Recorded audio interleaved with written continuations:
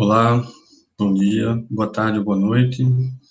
Essa é uma aula de introdução à disciplina letiva de estatística aplicada à engenharia civil. E essa aqui é a nossa sala de aula do Google, né? Então, você já deve ter recebido. Esse aqui é o código da disciplina. Aqui embaixo você tem um link do Meet, onde nós faremos nossas aulas síncronas, né? Ao vivo. Mas a maioria das aulas vai ser só de tirar dúvida, algumas coisas assim, ao vivo, né? O restante de conteúdo deve ser todas gravadas, certo? Aqui se encontra a ementa da disciplina, certo? O livro-texto que nós vamos utilizar mais é esse aqui, conhecido como Ang Tang, que são os autores, né? Ang Tang, conceito de probabilidade na engenharia, com ênfase em engenharia civil e ambiental. Tem esse outro livro aqui, que é mais focado em confiabilidade estrutural, que aborda muitos dos temas que a gente vai tratar também. E algumas coisas específicas podem ser precisas de outro livro, mas tem tudo aqui nesse livro aqui, certo? Então, as aulas que eu gravar, certo? Eu vou colocar no YouTube e vou colocar o link aqui. Ok? Então, como vocês devem ter já descoberto, vocês devem ter encontrado aqui, né? Então, vamos lá começar a nossa aula. Sim, eu me chamo Renato de Siqueira Mota, certo? Professor aqui no Departamento de Engenharia Civil. Esse aqui são o conteúdo programático, né, o que nós iremos abordar. Então, hoje a gente vai ter uma pequena introdução à probabilidade, né, mais uma revisão de estatística, certo? Então, a gente vai fazer uma revisão geral hoje, e no restante das aulas a gente vai ver algumas coisas diferentes, certo? Então, a gente vai ver probabilidade, depois a gente vai entrar na parte de variáveis aleatórias, certo? E como são as distribuições de probabilidade, algumas distribuições específicas. A gente vai falar sobre distribuição de valor extremo, muito útil para engenharia.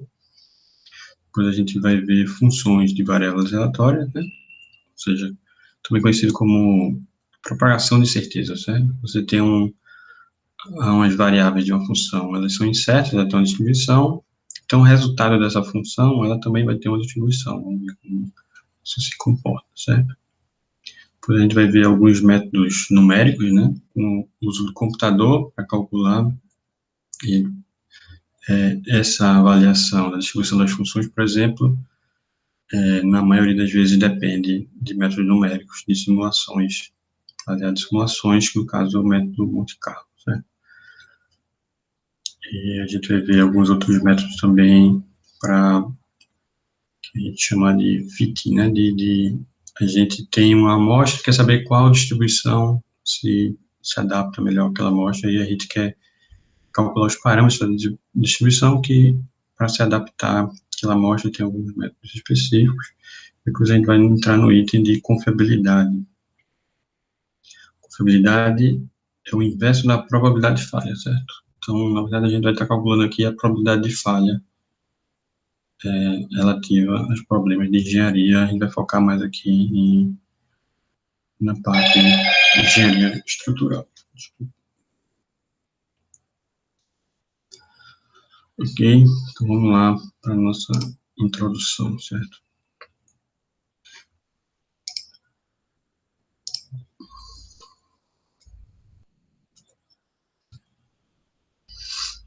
Então, essa é a nossa primeira aula, certo? Uma introdução à probabilidade. Isso aqui é o que a gente quer no futuro, certo? O que a gente quer com essa disciplina, certo? O que acontece é isso, a gente tem algumas funções de estado, certo? Do nosso problema de engenharia, ela tem como entrada, né? São funções de vários parâmetros que são incertos. Esses parâmetros, ele possuem variabilidade, certo? A gente pode considerar que todos os parâmetros da engenharia são incertos.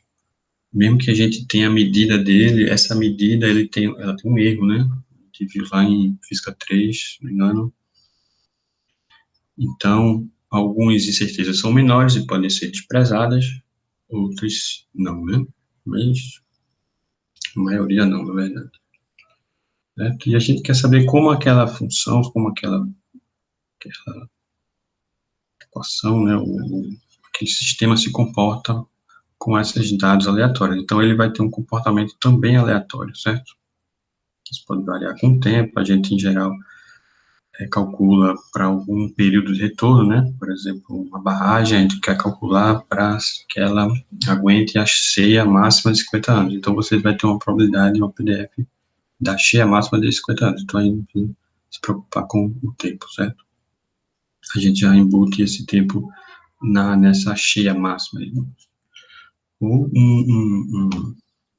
uma estrutura, né? Ela é calculada para o carregamento máximo de 50 anos. Pode ser em geral 50 anos, né? Mas pode se usar outro período de tempo, certo? Então, o vento máximo 50 anos, tudo a gente vai ver como obter esses dados de entrada, e a gente quer saber como o sistema se comporta com esses dados que são aleatórios, certo? Então, vamos lá. Primeiro a gente tem o que a gente chama de certezas básicas, né? Que são esses dados de entrada, que eles são incertos, né? Então, o comportamento da estrutura da nossa barragem vai ser incerto porque os dados do nosso modelo, que ele vai usar algum tipo de modelo, certo? Analisar, eles são incertos, certo? Então, tem alguns tipos de incertezas, né?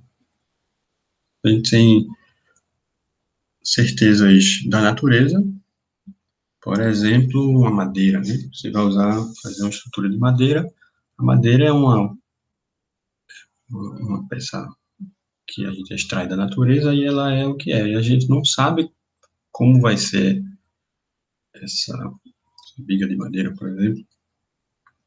A gente não sabe como ela vai ser, qual vai ser usada, né? A gente tem os dados dela. A gente projeta para algum tipo de madeira, né?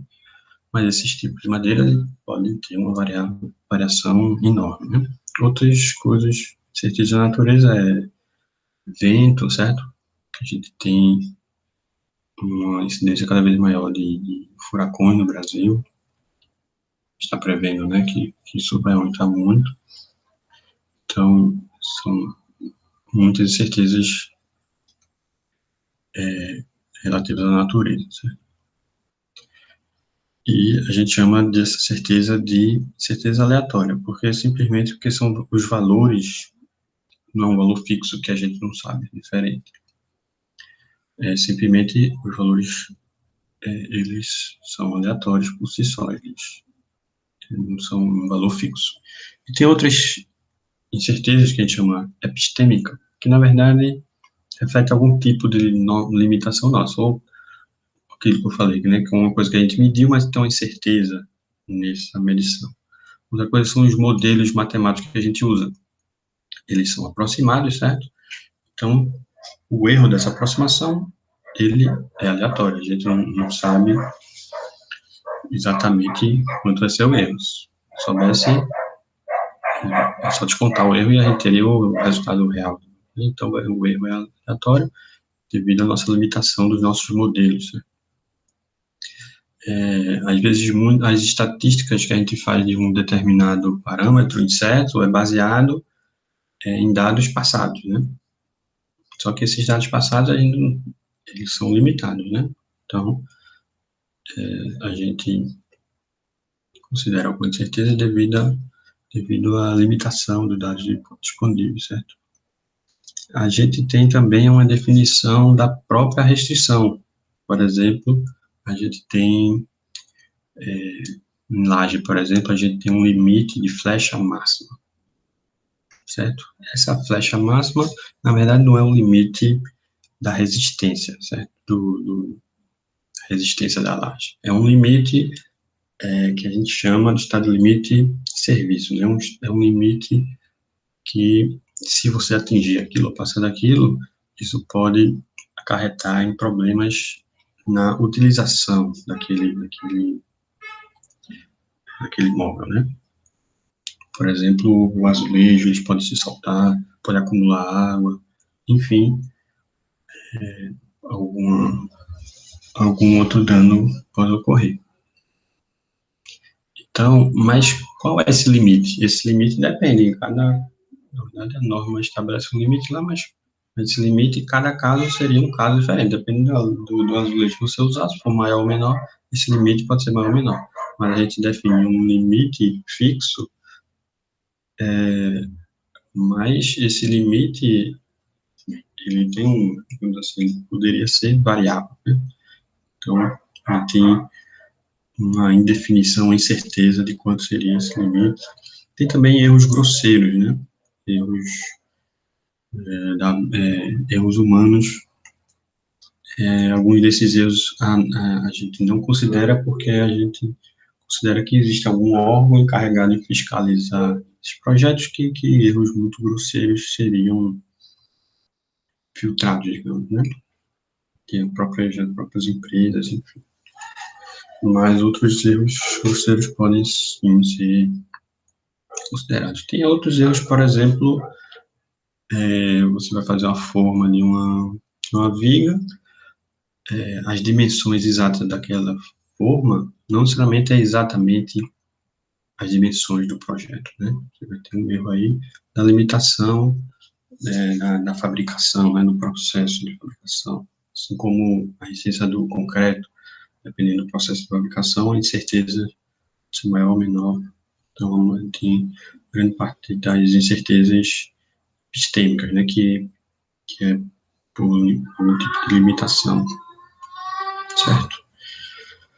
Então, a gente vai apresentar aqui alguns exemplos, né, isso foi tirado do livro, certo? Do Giteng. Alguns exemplos de parâmetros que são variáveis e como eles variam, né?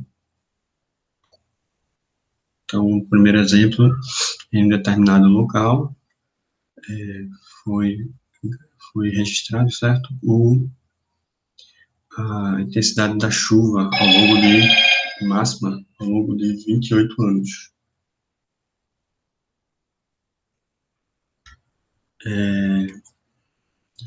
Então, para cada ano, a chuva máxima foi registrada. Então, no primeiro ano 43, depois 53, pará. Então, estão aqui 28 anos gravados de chuva máxima, certo? Então, se a gente for pegar o menor valor, certo, procurar aqui, é esse aqui, ó, 39,91, certo? E o maior valor, 67,72. Aqui, 67,59, 67,72 aqui. O máximo foi no ano 28º. Se você olhar essa tabela assim, você não tem muita ideia, né? Uma coisa que você faria, sei lá, calcular a média, dividir o padrão, mas para a gente ter uma ideia mais visual, mais clara de como a distribuição da chuva nesse período, né? A gente pode fazer o seguinte: a gente pode dividir esse, esse período de 28 anos em alguns intervalos, no caso aqui, 1, 2, 3, 4, 5, 6, 7, em 8 intervalos, variando do menor valor, o menor valor foi 39, a gente vai variar de 38 até, aqui, a gente vai variar de 38 até 70, certo?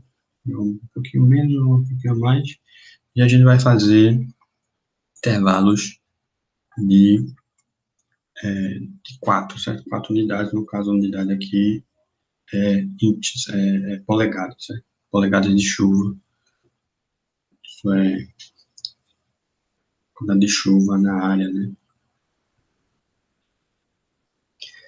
E aí, cada intervalo desse, na verdade, a gente vai dividir esse intervalo de 38 até 70 em 8 partes, que dá 4, certo? 8 intervalos, de 39 a 70, cada um intervalo de 4 polegadas, certo? Então, entre 38 e 42, o que a gente vai fazer é contar quantas vezes, quantos anos a chuva caiu nesse intervalo. Depois de 42 a 46, a gente vai contar, 46 a 50, vai contar. Então, vamos lá para o primeiro exemplo aqui, 38 a 42. Se eu for contar aqui, 38 a 42. Menor que 42, né? Menor que 42. Aqui teve 1, 18. Aqui menor que 42, 24. Tem mais um que eu pulei.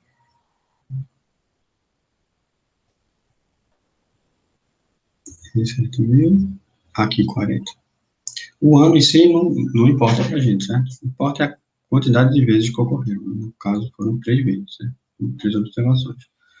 Aí, se você pegar entre 42 e 46, contar lá, 7, e assim por diante. Então, a gente tem o número observados, né,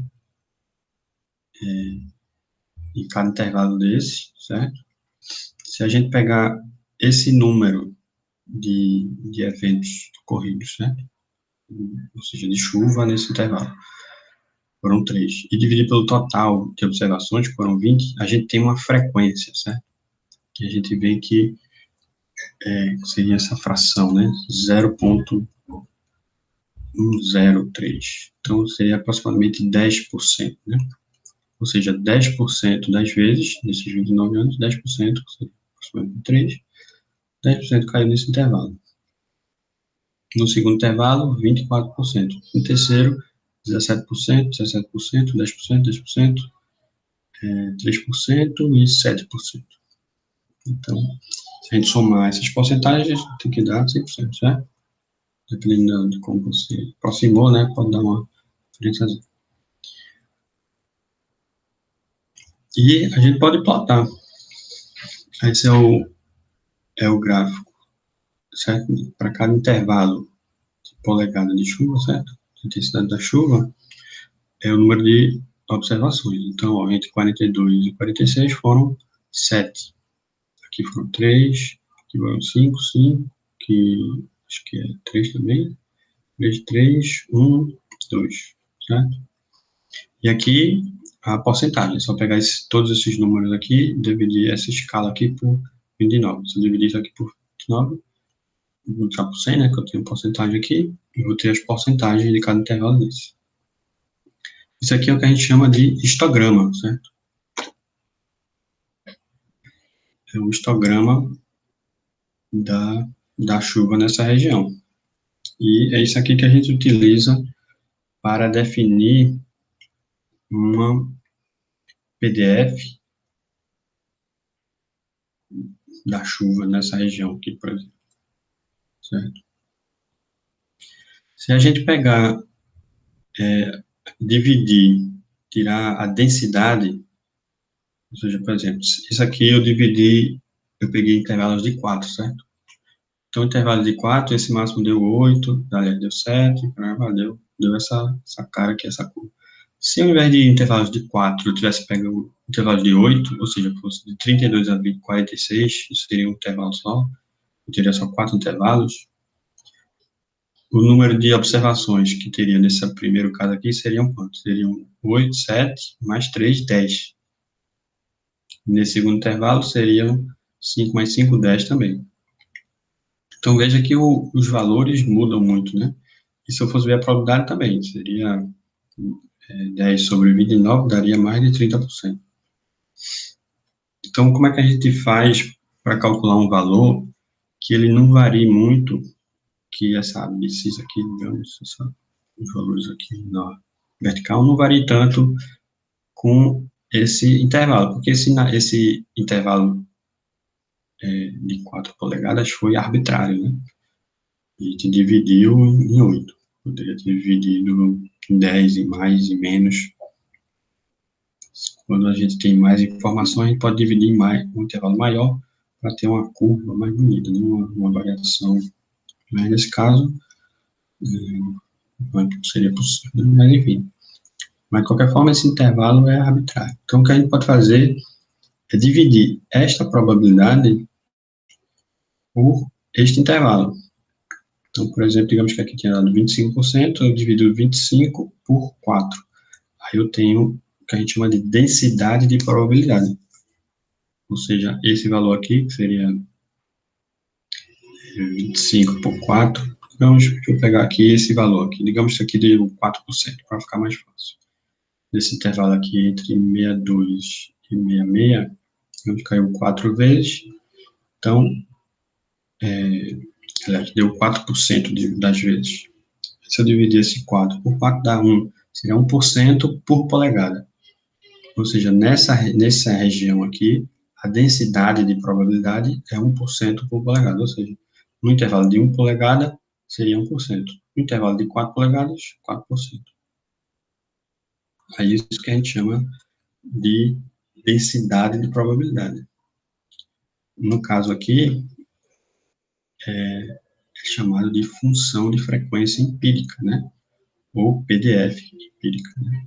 Que se fosse a PDF empírica, quer dizer que é com os dados reais, né? Obtidos, que não é teórica, assim, não é analítica. Então, ó, aqui é o que eu falei. Aqui é a porcentagem por polegada. Ou seja, essa região aqui, ó, ela tem uma porcentagem de 6% por polegada. A quantidade de chuva que cai aqui é 6% por cada polegada. Isso vai ser melhor onde é que eu tenho um ponto que eu tenho mais probabilidade de ocorrer, certo? Aí, se eu variar esses intervalos, a ordem de grandeza aqui desses valores aqui não mudam. Primeiro porque se eu somar todos esses valores aqui, se eu integrar essa curva aqui, né, ou seja, pegar essa probabilidade de multiplicar por isso aqui e sair somando cada retângulo desse, eu vou ter a integral da PDF, certo? Que tem que ser igual, ok?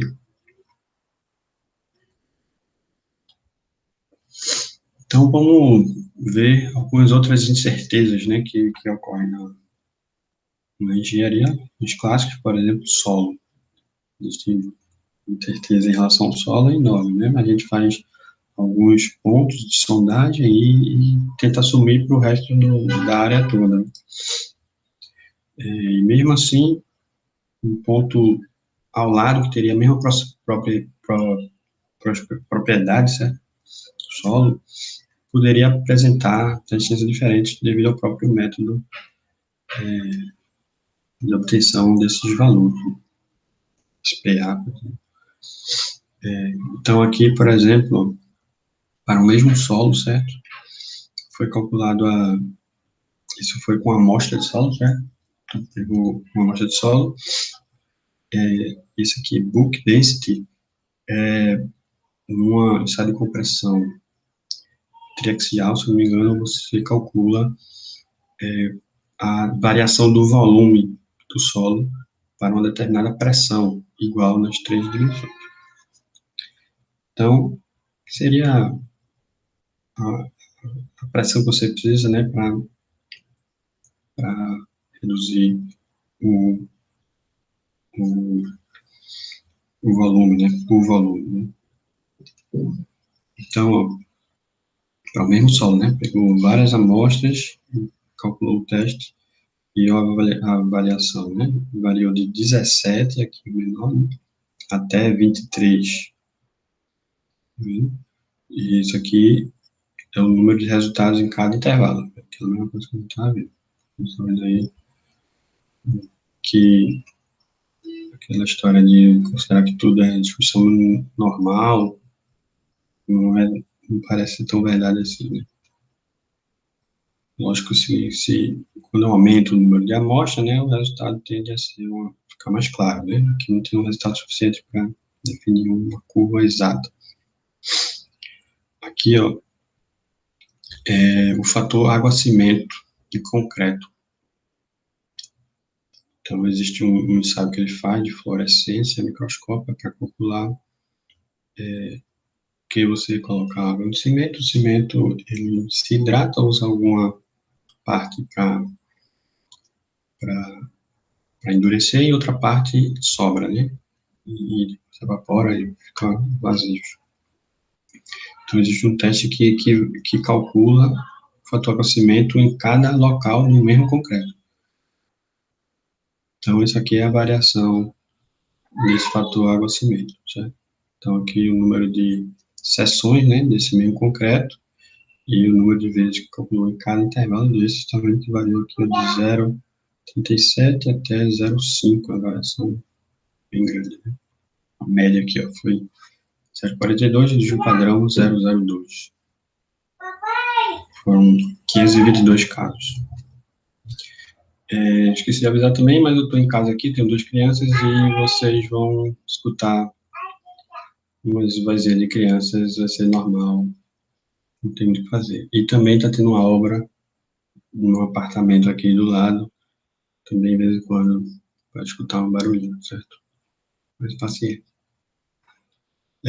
Outro exemplos aqui de certeza de variações de estudos feitos em barra de aço, né, no escoamento no aço de concreto armado, né, para concreto armado.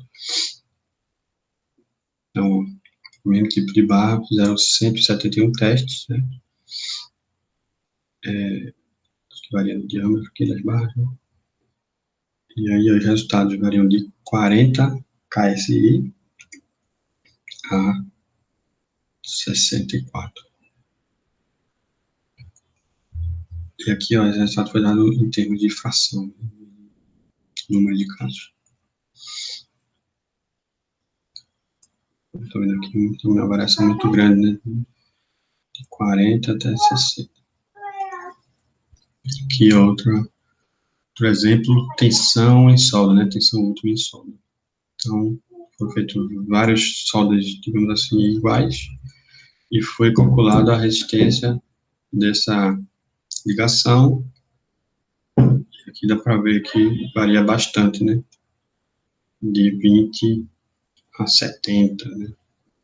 Então, totalmente incerto aqui, né? Outros exemplos aqui, madeiras coníferas, são madeiras mais encontradas em regiões frias, né? Aquelas que parecem árvore de Natal, né? O nome conífera é porque ela tem um formato de cone. E esse tipo de madeira, eles são geralmente mais moles, mais maleáveis, enfim, tem uma modulação menor, certo? Então, aqui foi calculado duas coisas, certo? Para dois tipos de madeira diferentes, certo? Essa Douglas aqui, essa Southern Pine, enfim, o módulo de elasticidade, certo? Fizeram um teste, ensaio, e aqui a variação, varia de 1,4, isso aqui é PSI a -8, até 3, né? Dobra o valor aqui. E aqui também varia nessa mesma ordem de grandeza, né? Um pouquinho menos aqui no final.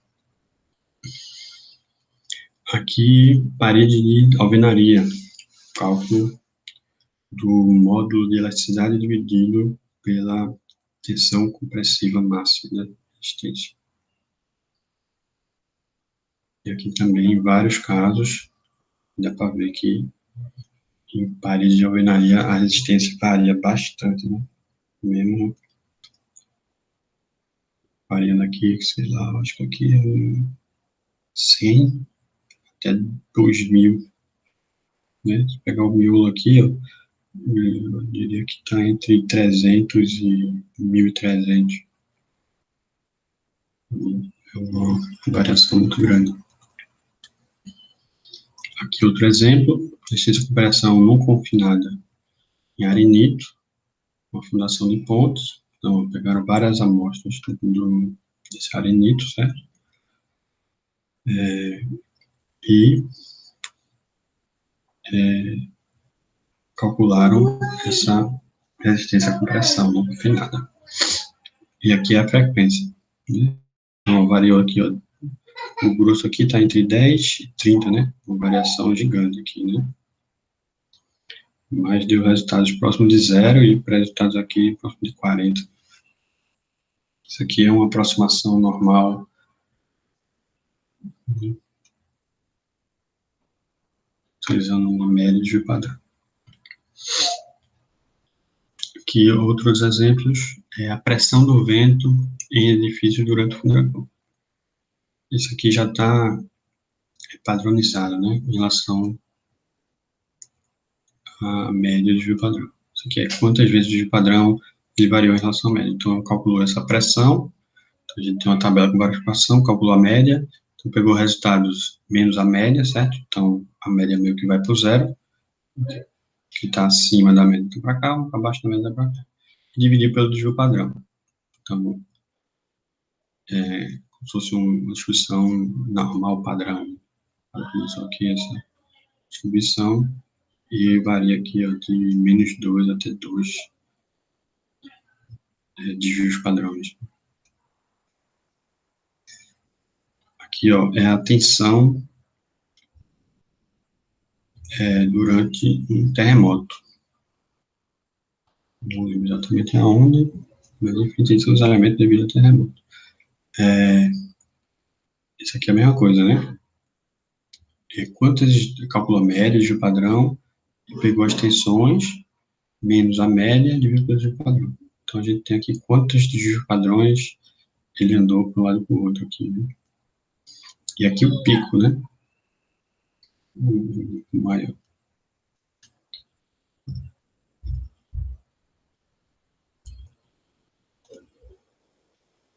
Aqui outros exemplos, tempo de viagem para o trabalho, né? Separado em transporte, né? Por exemplo, aqui, ó, em uma determinada cidade, fiz uma pesquisa e perguntou quanto tempo as pessoas demoram no trabalho, ou isso pode ser pego em algum aplicativo também, né? Aqui você tem os dados, né? De 2 minutos até menos de 18 minutos, né? Enfim, entre 0 e 18 minutos, né? Coisa boa, né? Se fosse possível aqui no Recife, 18 já está bom demais. Aqui, por exemplo, velocidade no impacto em acidentes, certo? Então, pegou vários acidentes registrados, não sei se é um lugar ou um país, enfim. E aí, pegou o dado, que isso é obtido, pode ser obtido, né? O velocidade de impacto aproximado. E aqui tem o resultado, né? Qual a velocidade, então, a maioria dos veículos. Tem essa velocidade aqui, ó, entre 60 e 70, isso aqui é milhas, certo, por hora. Dá cento e tantos quilômetros por hora, certo? E quando a velocidade é menor, mesmo tendo mais gente andando com velocidade menor que essa, a frequência de acidentes é menor. A velocidades mais baixas. Aqui outros exemplos de falhas em barragens. Aqui, ó, anos depois de finalizada a obra, né? Aqui é o número de casos. Então, a maioria dos casos ocorre logo no início, depois que se finaliza a obra. Aqui é comum, né, acontecer. E quando vai passando o tempo, essa probabilidade de falha, esse número de falha, né, vai diminuindo. Mas, lógico, depois que isso aqui começar a crescer muito, talvez isso suba, né? Mas muitas barragens podem ser desativadas, né? Ou desativadas, né? Antes da falha, né? Antes disso aqui subir de novo.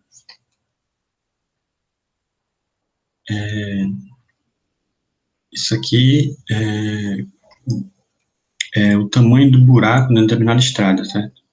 Então, isso aqui, ó, quando uma estrada típica e uma estrada smooth, né, suave, nova, digamos assim. Então, numa estrada nova, a ocorrência de buracos, elas são de tamanhos pequenos. Isso aqui é o raio do buraco por metro quadrado. O tamanho do buraco em cada metro quadrado. Então, inicialmente os buracos são pequenos, quando vai ficando velha a estrada, os buracos vão aumentando, né? Vai aumentando o número de buracos ou o tamanho por metro quadrado.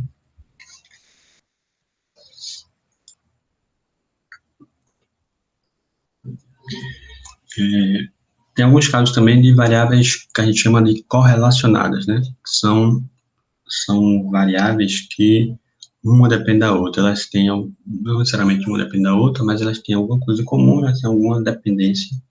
Sinceramente, talvez tenha uma terceira variável que as duas sejam dependentes dessa terceira variável, mas enfim, algum certo tipo de dependência, certo? Por exemplo, tensão de escoamento e tensão de ruptura. Então, em geral, os materiais que têm uma tensão de escoamento mais alta têm uma tensão de ruptura mais alta, claro, né? A tensão de ruptura sempre vem depois da tensão de escoamento. Então, isso tem uma relação clara. Temperatura e umidade. É uma coisa, né? Quando a temperatura aumenta, a umidade aumenta. Densidade populacional e valor do metro quadrado. Também, né?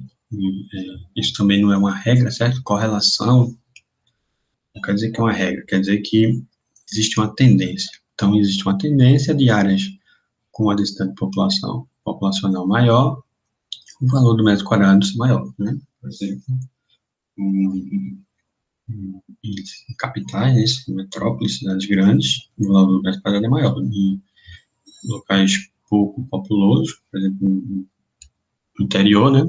O valor do metro quadrado é menor. Aqui é um exemplo de duas variáveis correlacionadas à razão de resistência e o módulo de elasticidade. Como se fosse a resistência e o módulo de elasticidade, né, de alguma madeira. Então, dá para ver que quando eu tenho madeiras com maior resistência, ela, em geral, tem módulo de elasticidade maior, né? Quando o módulo de elasticidade é menor, em geral, a resistência também é menor. Mas, então, claro, como eu disse, não é a regra. Tem dois pontos aqui, ó. Esse e esse, que tem um módulo de elasticidade bem parecido, mas que a resistência de um em relação ao outro é bem maior. Mas existe uma tendência, né? A gente pode calcular essa tendência através do fator de correlação, que diz visualmente, né? Eu diria que quanto mais próximo esses pontos estão de uma reta, mais forte é a correlação. Quando a correlação, o fator de correlação é 100%, então quer dizer que os pontos estão sobre uma reta, ou uma curva, né? O que isso quer dizer? Que eu sabendo o valor de um, eu sei exatamente o valor do outro. Então, quando eu tenho uma correlação 1, né, de 100%, estou numa reta, eu passo a ter, na verdade, uma variável aleatória só, porque a outra eu posso calcular em função dela. E quando eles vão se afastando dessa reta aqui, essa reta é calculada para um caso específico, né, se afastando da reta média, digamos, o fator de correlação ele vai diminuindo. O fator de correlação pode ser negativo também quando a relação é negativa, né? Quanto um aumenta, o outro diminui. Aqui, por exemplo, a resistência à tensão no concreto e a temperatura. Então, se você esquentar o concreto, a resistência dele, na verdade, isso é a perda de resistência, né? Então, a resistência diminui, né? Ou seja, a perda de resistência é maior, certo? Então, por exemplo, a 400 graus, ele vai perder da ordem de 2 MPa de resistência. Então, se ele era 20 MPa, vai passar a ser 18 MPa. Mas, lógico, isso não é uma regra fixa, né? Existe uma variabilidade aqui, dependendo do concreto, dependendo de outras coisas. Aqui mais alguns exemplos, né? O que eu falei, o valor do metro quadrado e população por acre, né, uma densidade populacional.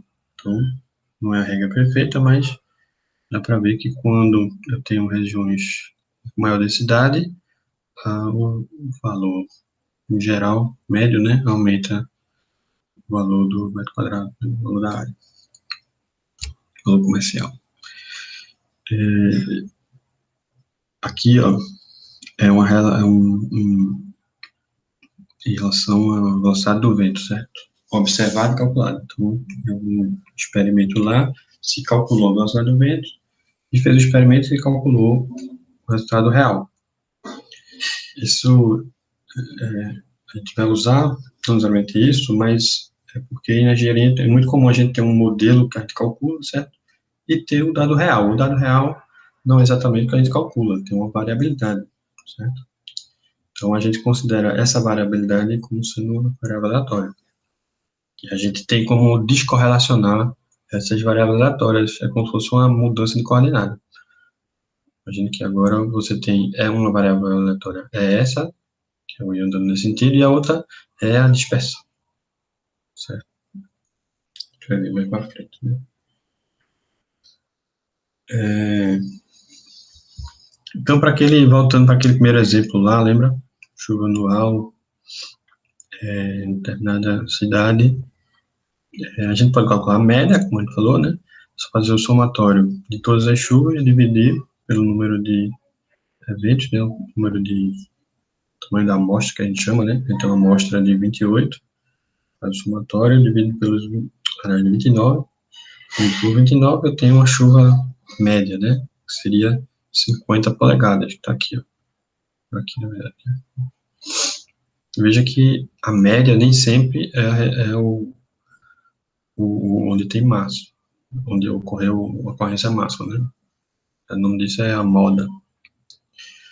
E a gente também tem a variância. A variância mede a dispersão, né, dos dados. Então, você pega o valor de cada dado menos o valor médio, que é a dispersão, justamente em relação à média.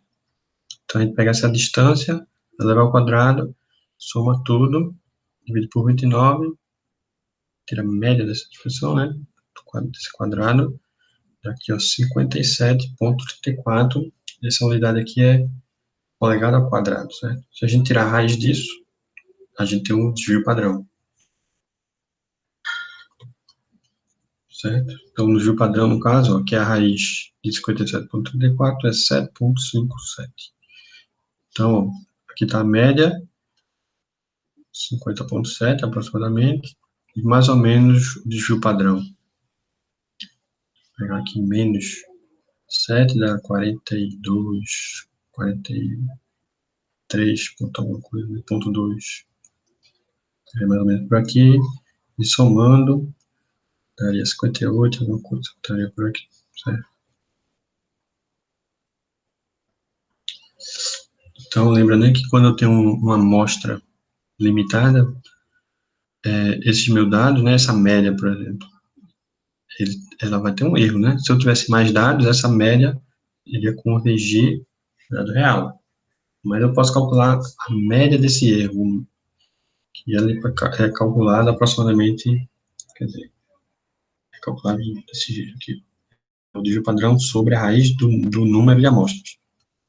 Nesse caso, 7,57 sobre a raiz de 49 dá 1,41. Ou seja, eu posso esperar um erro de aproximadamente 1,41 em relação a essa média. Quanto maior, mais dados eu tenho, esse número aqui aumenta e esse valor diminui, né?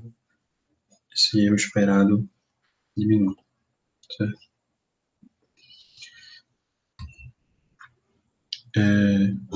Aquilo que eu estava falando, né, a gente tem incertezas no nosso modelo matemático, né? Por exemplo, o cálculo do metro quadrado de uma área, do valor do metro quadrado, né? Existem cálculos que você pode calcular para estimar esse valor do metro quadrado de uma área. Ele depende de vários valores, né? Mas se você for calcular o real lá, o preço de mercado que as pessoas estão vendendo lá, vai dar uma diferença, né? Em relação esses valores. Isso depende da densidade da população, né? Esse modelo matemático. A mesma coisa aqui, né? Tem o evento calculado e observado, e eu tenho uma diferença, né? Uma dispersão aqui dos modelos matemáticos que a gente usa. Mais uma variável que tem que ser considerada. Então, vamos para um exemplo prático, certo? Digamos que a gente tem aqui, ó, uma estrada de mão dupla, certo? Então, essa faixa vem para cá, essa faixa vai para lá, e a gente quer definir um left turn, uma entrada à esquerda, dobra à esquerda, curva à esquerda, esqueci isso. E para entrar à esquerda aqui, né, você vai ter que esperar, não tem sinal, certo? Você vai ter que parar aqui e esperar não vir carro do outro lado para você entrar, certo? Então, essa espera é numa faixa exclusiva, tem uma faixazinha aqui, ó, que é para a pessoa esperar. Mas qual o tamanho dessa faixa aqui de espera que a gente precisa projetar, certo? Então, o que é que a gente faz? A gente precisa de dados, certo? Então, não existe essa faixa, certo? Mas todo dia, no horário de pico, alguém ia lá e observava o número de carros da fila que formou aqui para entrar à esquerda aqui, de cada dia, certo? E aí a pessoa anotou, no primeiro dia ficou um carro só esperando para entrar, numa hora ficou 2. No outro dia, ficaram 4 carros esperando aqui para entrar. No outro dia, 3. No outro dia, 7. E depois fez aquela coisa lá de contar o número de observações, certo? Isso foi na verdade foram nos 2 horas de pico, né? Durante 30 dias, então foram 60 observações. E aí ele contou o número de carros, né, nessa fila. E aqui a gente tem o resultado das observações, né? Para quantas vezes o número de carros foi 0, 4 vezes, de 60. O número de vezes que ficou um carro só, esperando, foram 16 vezes, de 60. Aí 16 por 60 é a frequência que isso ocorreu, certo? Essa tabela aqui dá a frequência para cada número de carros desses. E o que deu a frequência maior foi 2 carros. Então, 20 vezes, de 60 a 20 vezes ficaram 2 carros. A maioria está entre aqui, ó, 1, 2 e 3, né? Então, 1, 2 ou 3 carros aqui esperando para entrar à esquerda, né? Então, beleza, a gente tem essas observações. Então, se eu perguntasse o seguinte, se eu criasse essa faixa aqui, e nessa faixa eu dimensionasse a faixa, digamos assim, para 4 carros, qual seria a probabilidade de falha desse meu projeto, né? Desse meu projeto de faixas para entrada à esquerda. A gente precisa primeiro definir o que seria a falha nesse caso, né? A falha é que eu precisasse ter um carro fora dessa faixa. Essa faixa aqui para entrar, se um carro ficar aqui fora, ele vai atrapalhar o fluxo, né? Eu não quero. Eu quero que todo mundo que vai entrar fique esperando aqui sem atrapalhar quem está passando. Ou seja, quando é que vai falhar? Se o meu número de carros que cabem aqui nessa faixa são 4, eu projetei para 4, isso vai falhar quando eu tiver 5 carros ou mais, certo? Qual seria a probabilidade de falha, então? Seria a probabilidade de eu ter 5 carros esperando, ou 6, ou 7, ou 8, não é isso? Como é que a gente pode calcular isso? Em 60 observações, quantas vezes isso ocorreu? Isso ocorreu 2 mais 1, mais 0 mais 0. Ocorreram 3 vezes. Então, a probabilidade de falha seria 3 dividido por 60.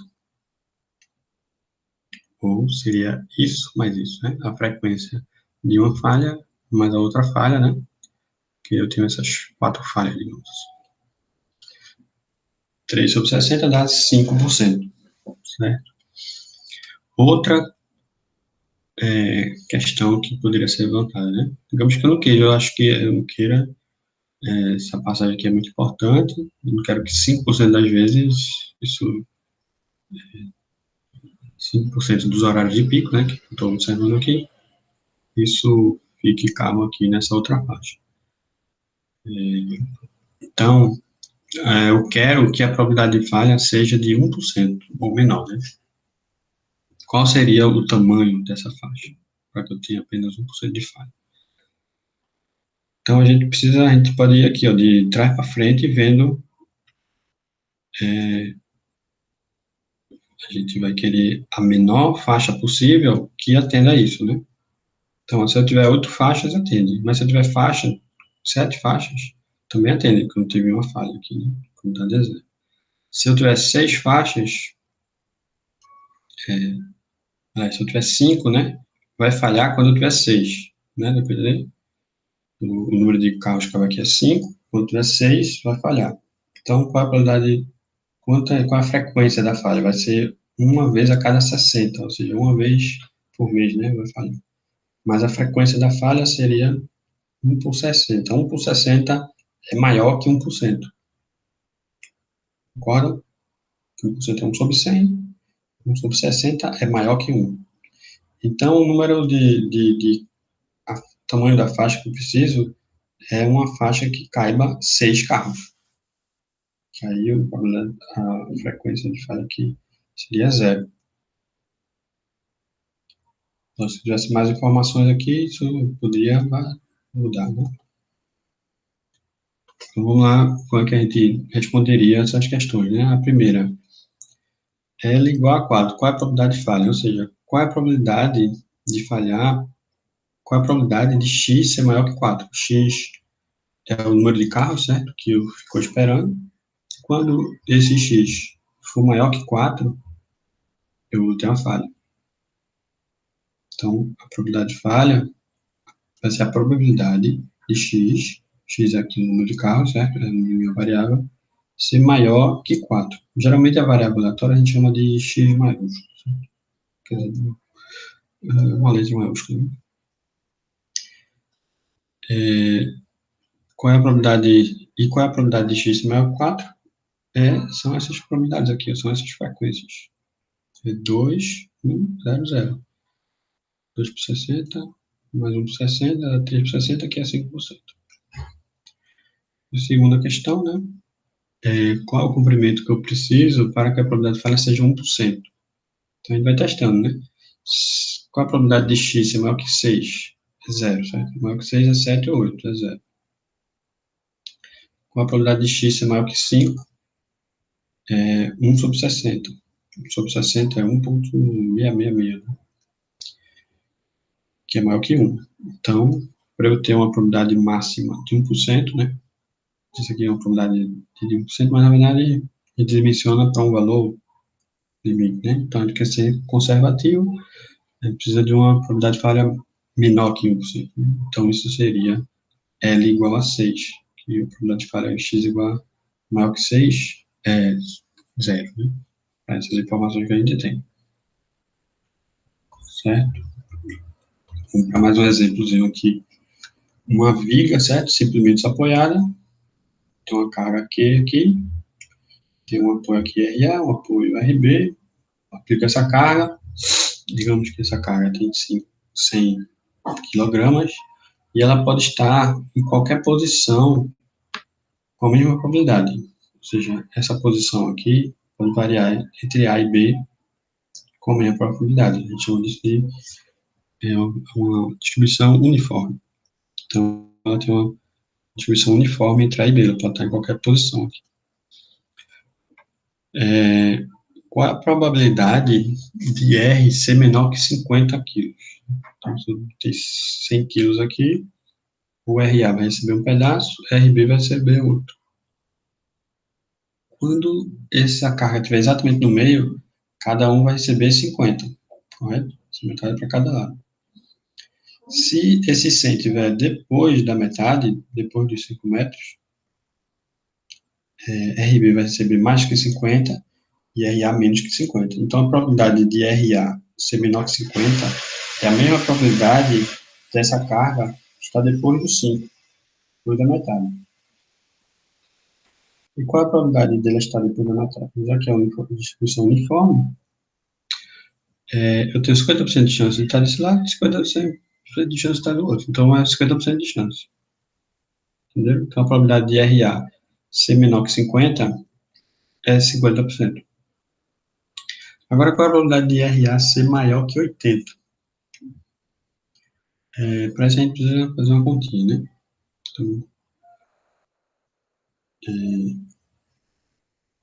Então, aquele 50% que a gente viu, né? Na verdade, quando é que vai ser 80, né, quilos aqui? Quando ele tiver a 8 metros do outro lado, porque o RA aqui é igual a L menos essa distância sobre a distância toda vezes a carga. Então, na verdade, é a distância até B, na verdade, sobre L. Então, quando ele tiver a 2 metros de A, o RA vai ser 80. Se ele tiver menos que 2 metros, RA vai ser mais que 80. Se tiver mais de 2 metros, RA vai ser mais de 80. Então, a probabilidade de ser maior que 80 é a probabilidade dele estar entre 0 e 2 metros. Como é uniforme, de 0 a 10 é 100, 0 a 2 é 20. Então, dá 20%. Agora, qual é a probabilidade do RA estar entre 80, ser maior que 80, e menor que 90, certo? Qual a probabilidade de RA estar nesse intervalo? Então, como a distribuição uniforme, é a mesma coisa, né? Isso vai dar 90 quando a distância de A até a carga for de 1 metro. Então, isso vai ocorrer, vai estar entre 90 e 80 quando a carga estiver entre 1 metro e 2 metros, nesse intervalo de 1 metro. Então, a probabilidade dele estar em qualquer intervalo de 1 metro é 1 sobre 10, porque é a distribuição uniforme. Então, a probabilidade dá 10%. Okay? Mais um exemplo aqui. Fundação em sapato, certo? Então, digamos que eu vou fazer aqui várias sapatas, certo? E que eu sei que cada sapata tem uma probabilidade de 95% de chance de resistir a 0,5 MPa, que a carga que foi projetada foi essa aqui, mas eu fiz de tal forma que tinha uma probabilidade de falha de 95%, quer dizer, 5% de falha. Na minha fundação, precisei de 16 sapatas, certo? Qual a probabilidade de todas elas resistirem a esses 0,5%? Lembra disso? Então, para que todas resistam, a probabilidade de uma resistir é 95%. Então, a primeira tem que resistir, ou seja, 95% de chance. A segunda tem que resistir, então, vezes 95. A terceira, vezes 95. A quarta, vezes 95. Então, a probabilidade de todas resistirem vai ser 0,95 elevado a 16. Pode ver quando é depois. A segunda questão, por exemplo, é qual a probabilidade de pelo menos uma não resistir. Isso é o inverso da primeira questão, né? Se eu tenho a probabilidade de todas resistirem, o complemento disso é a probabilidade de pelo menos uma não resistir. Então, é só 1 menos a resposta da letra A. Então, ó, a letra A, eu vou 0,95, 0,95, 0,95, para as 16 sapatos, então isso dá 0,95 a 16, que dá 44%. Ou seja, a probabilidade de todas resistirem é de apenas 44%. E a probabilidade de pelo menos uma falhar é o complemento disso. 1 menos 0,44 dá 0,56.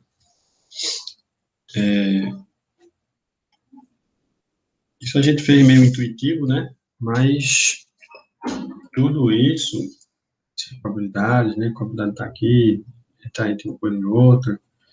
Isso é determinado pela matemática dos conjuntos, né? Então, uma revisão bem rápida.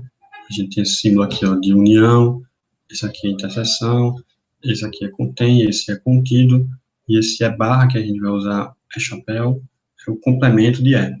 Então, se eu tenho um é, todo o restante que não é o é chapéu, certo? Então, por exemplo, tem um B, é todo esse conjunto, tudo que não é B, ou seja, é A mais essa parte de fora,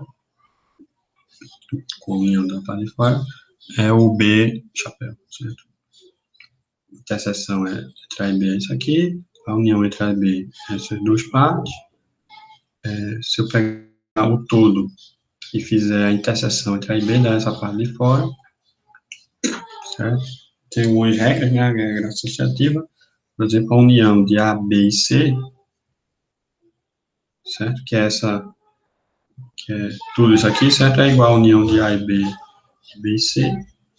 A e B, depois da união disso, mais A, é igual a de A e C, depois da união disso com B, enfim, qualquer ordem, não importa, certo? Dessa associação.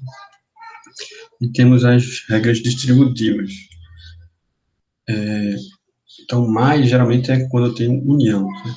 Que é uma coisa ou outra. E multiplicação é quando eu tenho interseção, ou seja, tem que acontecer uma coisa e outra.